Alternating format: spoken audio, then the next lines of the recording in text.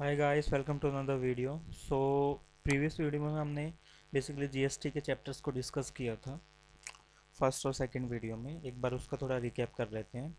और अगर आपको और भी वीडियोस देखनी है regarding the C A final subjects, whether this is F R S F M cost, तो आप बेसिकली हमारे चैनल पर जाके देख सकते हैं, फ्री ऑफ कॉस्ट है और अपने दोस्तों के साथ भी शेयर कर सकते हैं।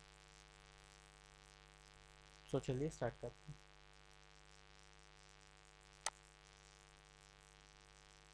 तो पहले हम करेंगे रिवीजन पिछले वाले का, फिर हम आगे स्टार्ट करेंगे।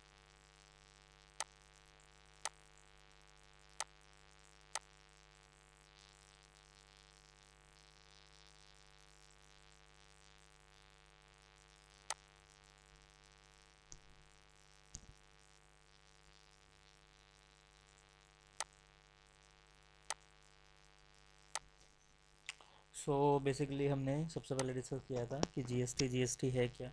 सो जीएसटी एक इनडायरेक्ट टैक्स है। टैक्स बेसिकली क्या होता है, अब सवाल ये आता है। टैक्स होता है कंपलसरी एक्सटोर्शन करना पैसे का अंडर एनी लॉ। एक्सटोर्शन क्या मतलब, गुंडागर्दी थोड़ी ना है। अंडर एनी लॉ हो रहा है मतलब लॉ उसको अथॉरिटी दे रहा है कि आप एक्सटोर्शन कर सकते हो, आप पैसा ले सकते हो, तो उसका आप बोल सकते हो टैक्सेशन। मतलब अंडर एनी लॉ, किसी कानून के तहत हम पैसा मांग रहे हैं किसी से। ऐसा नहीं है कि मतलब गुंडों की तरह हफ्ता मांग रहे हैं किसी से जाके। तो वो बेसिकली आपका टैक्सेशन सिस्टम है। अब नेक्स्ट है हमारा, 1 जुलाई को आया था ये जीएसटी का लॉ। उससे पहले हमारे जो कंट्री में काफ़ी सारे टैक्सेस लगते थे, 17 टैक्सेस थे। वो आया कैसे था, कॉन्स्टिट्यूशन ऑफ द इंडिया के थ्रू लॉ बनाया था, उसके थ्रू ये जीएसटी लेके आए थे।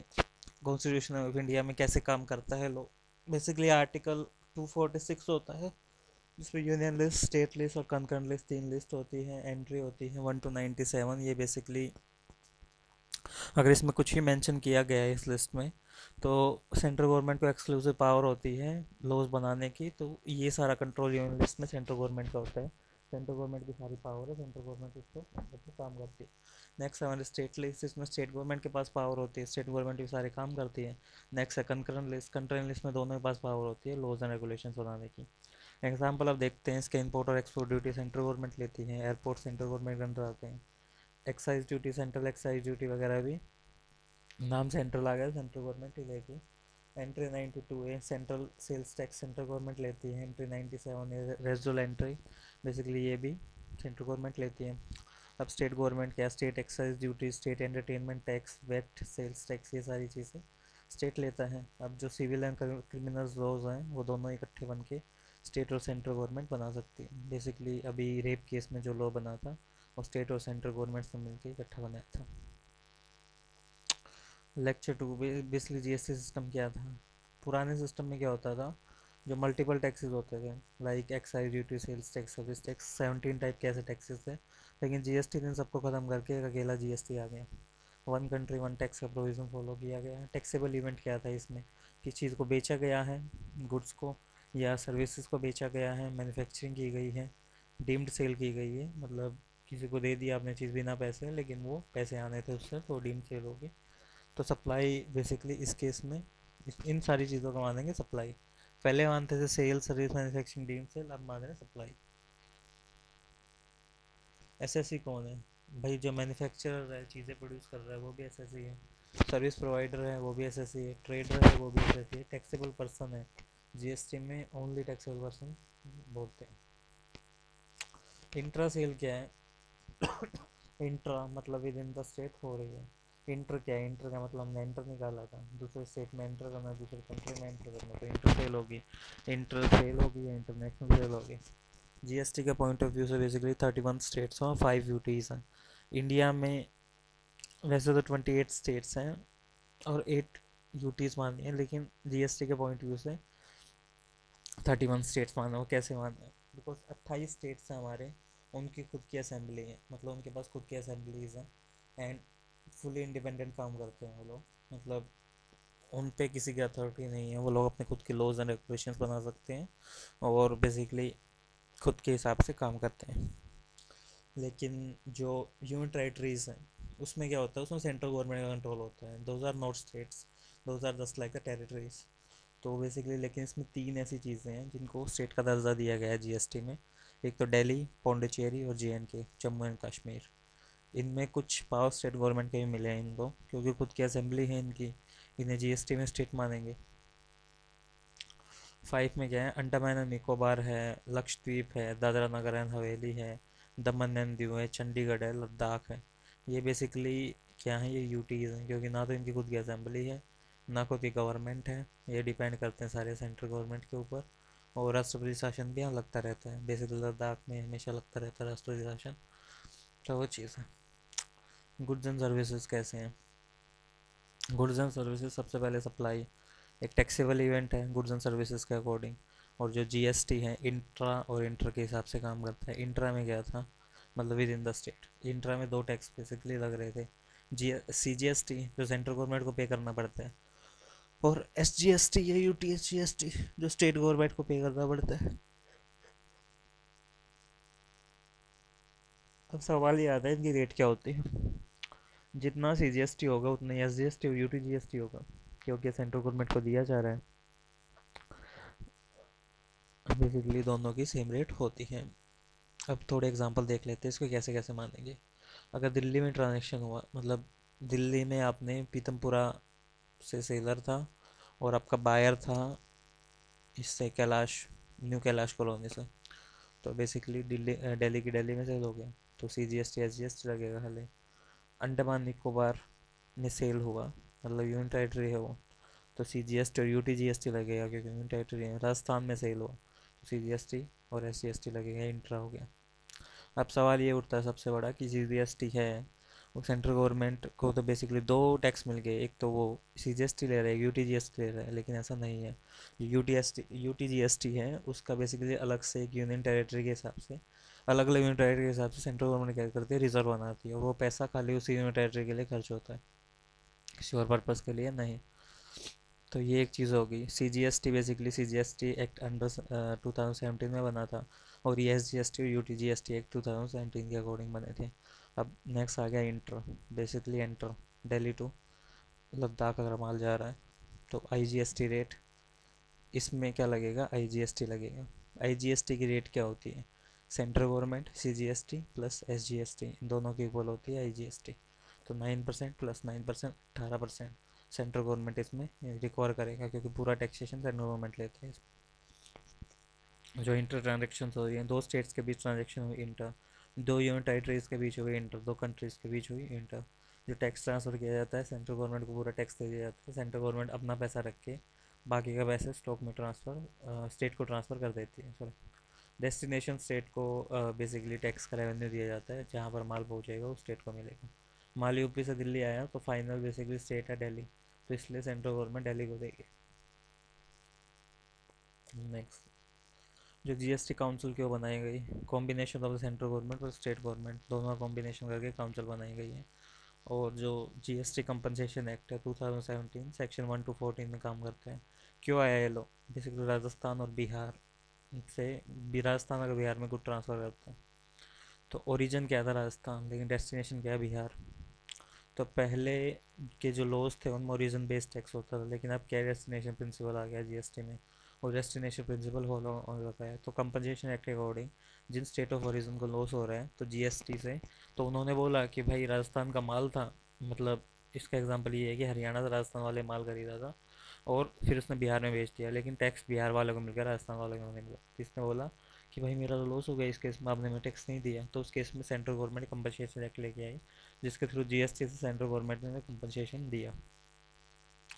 सो कॉन्स्टिट्यूशन अमेंडमेंट्स कैसे होते हैं इसमें, बेसिकली जो न्यू पावर है वो जनरेट करना, पावर एलिमिनेट करना और क्लैरिफिकेशन लाना, ये सारी चीज़ें इस एक्ट के अकॉर्डिंग होती हैं। क्रेडिट यूटिलाइजेशन कैसे हो सकता है, सेंट्रल टैक्स का कैसे होगा, एक तो सेंट्रल टैक्स में खुद हो जाएगा, एक आईजीएसटी में हो जाएगा, क्योंकि आईजीएसटी में सेंट्रल टैक्स इंक्लूड है। आईजीएसटी कैसे होगा, सेंट्रल टैक्स में भी हो जाएगा, स्टेट टैक्स में भी हो जाएगा, आईजीएसटी में भी, तीनों में होगा, क्योंकि तीनों चीज़ इंक्लूड है। स्टेट का कैसे होगा, एक तो आईजीएसटी में होगा, एक स्टेट में होगा, क्योंकि एक तो यहाँ पे आईजीएसटी इंक्लूड है कि यहाँ है। रजिस्ट्रेशन हमेशा ओरिजिन बेस्ड होता है, जो टैक्स लगाया जाता है डेस्टिनेशन बेस्ड लगता है। और जो कास्केडिंग इफेक्ट बेसिकली किसे बोलते हैं, टैक्स पर टैक्स लगा देना। अब नेक्स्ट हो गया Mister A to B. Mister A MP का बंदा था और मिस्टर बी भी एमपी का था, सेलर था, ये बायर था। मिस्टर ए ने मिस्टर बी को बेच दिया माल। अब ये इंट्रा ट्रांजेक्शन्स होगी एस जी एस टी और C G S T S G S T के हिसाब से। फिर मिस्टर बी ने क्या किया, मिस्टर सी को बेच दिया, हरियाणा का जो बंदा था, बी ने सेल कर दिया। फिर मिस्टर डी को उसने बेच दिया, सी ने डी को बेच दिया, अंडमान निकोबार का बंदा था। इंटर ट्रांजेक्शन हो गया, जीएसटी लग गया, पहले वाले का जीएसटी बेसिकली क्रेडिट ले लिया उसने यहाँ पे और इसको पे करने के लिए। फिर मिस्टर ई को बेच दिया अंडमान निकोबार वाले ने, दमानंदी वालों को, यहाँ पे आई जीएसटी लग गया। फिर दमानंदी वालों ने फिर से एमपी में भेज दिया किसी बंदे को माल, तो यहाँ बेसिकली फिर से आई जीएसटी लग गया। तो ये यहाँ से क्रेडिट ले लेगा और ये यहाँ से ले लेगा, तो ये सेल हो गया और यहाँ पे आई जीएसटी लग गया। तो ऐसे था ये। नेक्स्ट हमने ये देखा था गुड्स किस की चीज़ को बोलते हैं, जो every kind of the movable property other than the money and securities are the good, जिसको बिना तोड़े कहीं भी लेकर जाया जा सकता है, और टीवी एसी एक्सेट्रा उनको हम गुड्स बोलते हैं। तो इसमें क्वेश्चन आया था कि क्या लिफ्ट होती हैं जो हमारी बिल्डिंग में एलिवेटर्स लगे होते हैं, क्या वो भी मूवेबल प्रॉपर्टी है? उनको भी तो एक जगह से दूसरी जगह लेके जा सकते हैं, मतलब वो भी तो किसी ने लगाए हुए होंगे लिफ्ट में। या जो सेंट्रल कूलिंग सिस्टम होते हैं, बड़े बड़े एसीज होते हैं, उनको क्या बोल सकते हो आप, जिनके डक्स लगते हैं, एसी डक्स लगते हैं, कि वो मूवेबल प्रॉपर्टी है, उनको भी तोड़ के ले जा सकते हैं।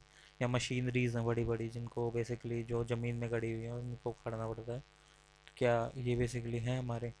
तो इस केस में नो, क्योंकि अगर आप यहाँ क्या लिखा हुआ है, जिसको बिना तोड़े कहीं भी लेके जा सके, आप बेसिकली उसको तोड़ना पड़ेगा, निकालना पड़ेगा। एलिवेटर्स हैं, लिफ्ट हैं आपकी कंपनी की, वो ये तो है नहीं बटन दबाए और बाहर निकल के आ गए और आप ट्रक में डाल के ले गए, नहीं, उसको पूरी तरह आपको तुड़वाना पड़ेगा वर्करों से, उसके बाद ही आप लेके जा सकते हो।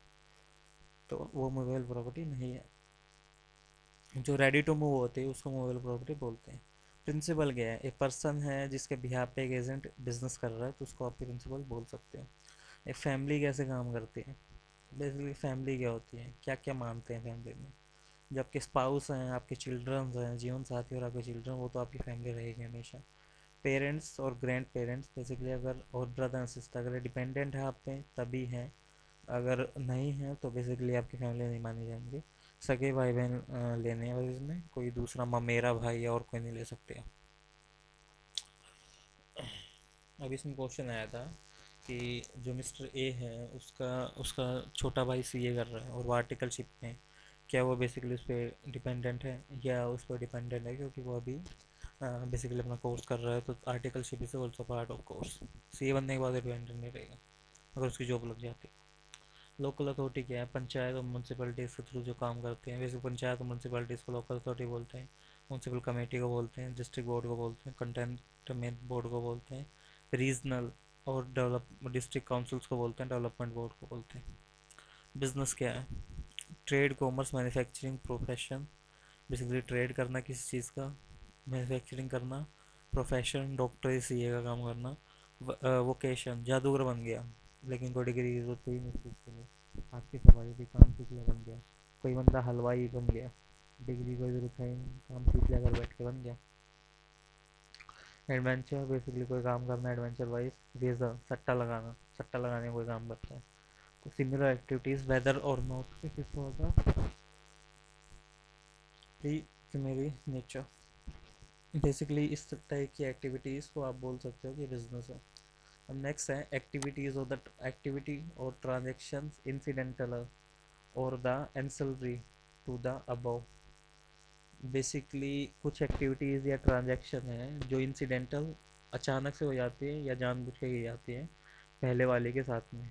जैसे कुरियर सर्विस के साथ पैकिंग की सर्विस भी देना एंसिलरी है। मतलब इंसिडेंटल तो ये है कि मतलब अनजाने हो गए, लेकिन जानबूझ के की जा रही है, तो ये चीज़ भी बिजनेस मान सकते हो आप। वेदर और not there is the volume, frequency, continuity, regularity of the such transaction. और ये नहीं देखा जाएगा कि मतलब कितनी वॉल्यूम है, कितनी फ्रीक्वेंसी है, कंटिन्यूटी कितनी है इन ट्रांजेक्शन्स की। जो सप्लाई और एक्विजिशन द गुड्स का, including the capital assets and the service in connection with the commencement closure of the business. Supply और एक्विजिशन है गुड्स का, बेसिकली कैपिटल एसेट्स को इंक्लूड करके या सर्विस को लेके एक connection to commencement of the business, तो भी आप बिजनेस मानोगे। Provision by the club, association, society of the facilities or benefit to the members। Basically कोई प्रोविज़न दिया गया, आप किसी क्लब के मेंबर हो, लाइक आप यूथ क्लब के मेंबर हो YMCA के, तो बेसिकली आपको कोई प्रोविज़न, कोई फैसिलिटी दी गई है क्लब के द्वारा, तो वो भी एक तरह से आपको बिजनेस माना जाएगा। मतलब दी जा रही है, बेनिफिट्स दिए जा रहे हैं मेंबर्स को, तो वो भी क्लब के लिए बिजनेस है। Admission for the consideration person to any business, basically किसी बंदे को एज ए पार्टनर लेना है किसी भी बिजनेस में, तो वो भी एक बिजनेस माना जा रहा है। Service provided by the race club by the way of totalise और a licence to book a club bookmaker in his club, basically या तो आपको कोई रेस क्लब हो सर्विस दे रहे हैं तो वो भी एक बिजनेस है, या कोई बुक मेकर है वो किसी क्लब में वो आपको लाइसेंस दे रहा है। लाइक कसिनो में जो मशीन होती हैं गोल घूमने वाली, उसको बोलते हैं हम लोग टोटलिस्ट। तो उसके थ्रू भी अगर आपको लाइसेंस मिल रहा है तो वो भी बेसिकली कि क्या है, बिजनेस है। Activity understand undertaking by the CGSG और any other local authority engage as a public authority, कोई भी एक्टिविटी की जा रही है सेंट्रल गवर्नमेंट के द्वारा, सीजी के द्वारा या किसी लोकल अथॉरिटी के द्वारा एक पब्लिक अथॉरिटीज़ के थ्रू, तो वो भी एक बिजनेस माना जाएगा। कंसिडरेशन क्या होगा अब इसमें, एनी पेमेंट मेड और to be made whether in the money और अदरवाइज बाय द रिसिपिएंट, कोई भी पेमेंट की गई है या की जानी है मनी में या काइंड में, बाय द रिसिपेंट जिससे सर्विस ली उसके द्वारा, और by the person but shall not include, या किसी दूसरे पर्सन के द्वारा but shall not include any subsidy given by the CG और SG, लेकिन इंक्लूड नहीं करेंगे कोई भी सब्सिडी जो दी गई है CG और SG के द्वारा। मॉनेटरी वैल्यू देखेंगे, monetary value of any act forbearance but a deposit given in the respect of the supply not to consider as a payment, कोई भी monetary value of any act की गई है या फोरबेरेंस किया गया है, एक डिपॉजिट दिया गया है सप्लाई के अकॉर्डिंग, और वो कंसिडर किया जाएगा आपका as a payment.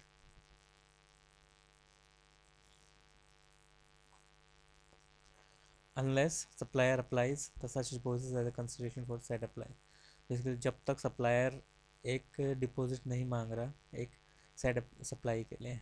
Actionable claim, claim to any date, basically किसी भी क्लेम्स के किसी भी डेट के रिगार्डिंग जो क्लेम है एक्शनेबल क्लेम है।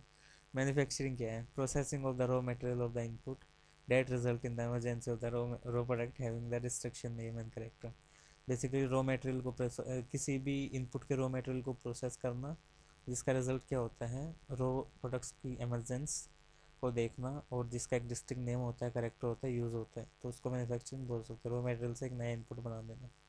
टैक्सेबल सप्लाई क्या है, जो टैक्सेशन के लिए ज़रूरी है टैक्सेबल सप्लाई है। टैक्सेबल टेरिटरी है, territory to provision of the this act apply, basically जिस जगह पर यह एक्ट अप्लाई किया जा रहा है वो टेरिटरी है। सर्विसेज क्या है, जो anything other than the goods, कुछ भी अदर देन गुड्स के अकॉर्डिंग। Money and the security but include the activity to use of money, basically money और सिक्योरिटीज़ लेकिन एक्टिविटीज़ इंक्लूड की जा रही हैं use of the money and its concession by the cash और बाय एनी अदर मेड, तो services हैं। Suppliers क्या हैं, person supplying and sharing include an agent acting as A such on the behalf of सब supply, basically person supply कर रहा है share कर रहा है आपका एक, या कोई एजेंट उसके बिहाफ पे काम कर रहा है तो उसको सप्लायर्स बोलते हैं। पर्सन क्या है, include SG society corporation government company, इन सबको हम एज ए टैक्सेबल पर्सन बोल सकते हैं। रिसिपेंट्स क्या है, a person who is liable to pay the consideration, जो बंदा कंसिडरेशन पे करने के लिए लाइबल है। No consideration to who the government are delivered और द मेड अवेलेबल, कोई भी कंसिडरेशन बेसिकली डिलीवर नहीं किया जाएगा या अवेलेबल नहीं होगा। No consideration to whom the service render, कोई भी कंसिडरेशन दे दिया जाएगा उस पर्सन को जिस पर सर्विस रेंडर की जा रही है।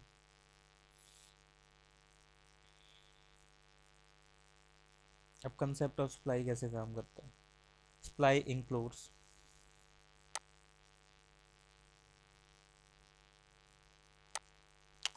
supply includes all sum of the supply of the goods and services or the both, all sum of the supply of the goods and services or the both, such as sell, transfer, barter, exchange and license, rental, lease, disposal, made or agreed to be made for the consideration by the person in the course or the furtherance of the business, जैसे जितना भी सम पे किया जा रहा है, जितनी भी सप्लाई हो रही है गुड्स की या सर्विसेज की,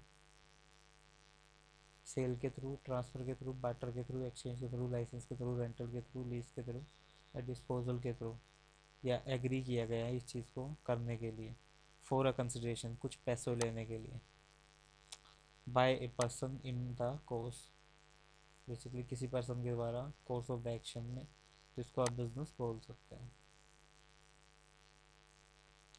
या इंपोर्ट की जा रही है सर्विस फॉर द कंसिडरेशन, आपकी कोई, या इंपोर्ट की जा रही है सर्विसेज को फॉर द कंसिडरेशन वेदर और not in the course, import की जा रही है सर्विस किसी कंसिडरेशन के लिए कोर्स में, बेसिकली कोर्स में रहते हुए या ना रहते हुए, and the furtherance of the business, business में रहते हुए फॉरेन के आर्किटेक्ट से सर्विस ली, तो इसका बोल सकते हो कि इंपोर्टेशन ऑफ सर्विस, क्योंकि बिजनेस के लिए ली है या घर के लिए ली है। Activity specified in the schedule 1 made और the agreed to be made without, schedule 1 में जो एक्टिविटी स्पेसिफाई की गई हैं उनके अकॉर्डिंग या उनके अलावा, तो वो सारी चीज़ें क्या हैं आपकी सप्लाई है। सेक्शन 7(1) है क्या काम करता है, सेक्शन से याद नहीं करना, बेसिकली आप खाली कंसेप्ट लिख सकते हो। Certain activities constitute A supply in the sub section, कुछ एक्टिविटीज़ आपकी एक सप्लाई को कंस्टिट्यूट करती हैं सेक्शन 1 में, and treated either supply of the goods और the supply of the service, और बेसिकली इसको बोलते हैं सप्लाई ऑफ द गुड्स है या सप्लाई ऑफ द सर्विसेज है, as referred in the schedule 2, refer किया जा रहा है शेड्यूल 2 में। नेगेटिव लिस्ट क्या है इसमें, एक्टिविटी और transaction specify in the schedule 3, basically जो एक्टिविटीज़ हैं या आपकी ट्रांजेक्शन स्पेसिफाई की गई है शेड्यूल 3 में, या जो एक्टिविटीज़ हैं अंडरटेक की गई है सेंट्रल गवर्नमेंट या सीसी के द्वारा या किसी लोकल अथॉरिटी के द्वारा एज ए पब्लिक अथॉरिटी, और जो एक पब्लिक अथॉरिटी है एज में भी नोटिफाइड बाय द गवर्नमेंट, और जो गवर्नमेंट ने नोटिफाई की है, shall be treated as neither as supply of the goods or supply of the services। Basically इसको थोड़ा समझते हैं।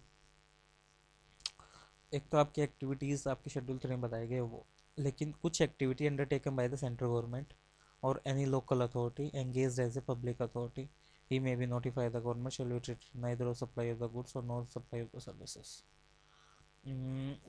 इसमें एग्जांपल देने के लिए आप ये बोल सकते हो,